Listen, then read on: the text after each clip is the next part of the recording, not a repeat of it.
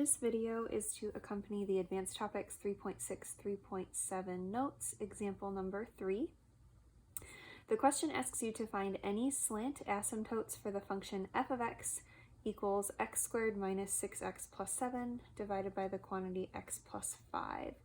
So after reading the theorem above this, which can be a little confusing, basically what we need to do is we need to do long division for this function. So as a reminder, you're going to take the x plus 5 and put it on the outside of your long division symbol.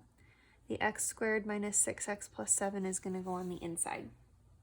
You're going to ask yourself, what do I need to multiply x by in order to get x squared? So in this situation, that would be an x.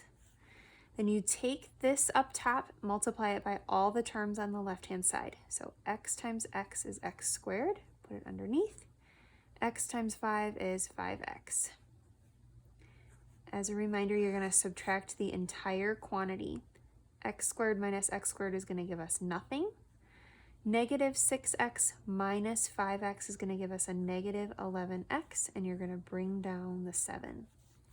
And then you're going to repeat the process. So what times x is going to give us negative 11x for that first term? That's going to be negative 11.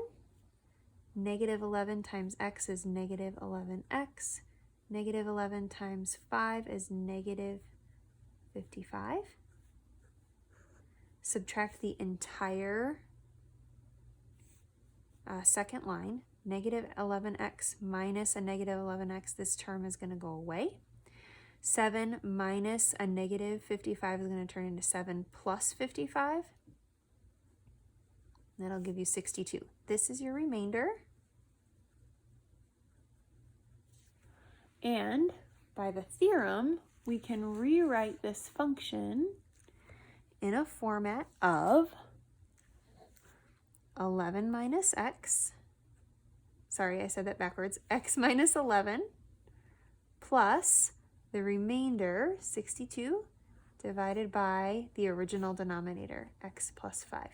Now, if you doubt that these two are the same, what you could do to verify that is you could take x minus 11 plus 62 over x plus 5, this version of it, multiply the whole thing by x plus 5, and verify that you get the original f of x function. X minus 11 times x plus 5, so I'm just taking this term and distributing it here, and then plus, if you distribute it here, the x plus 5s will cancel. Foil this entire thing out.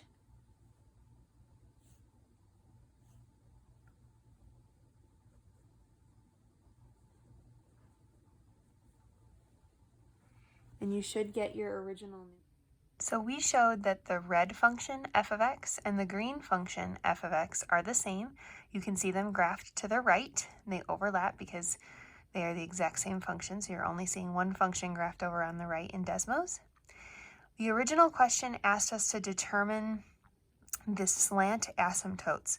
So you'll notice if you look at the green function's layout, you have x minus 11 plus 62 divided by the quantity x plus 5.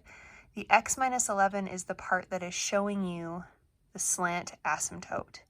So in other words, if I graph only x minus 11 here, I'm going to show it to you in just a second, you're going to see that that's going to become the slant asymptote to the right in this function.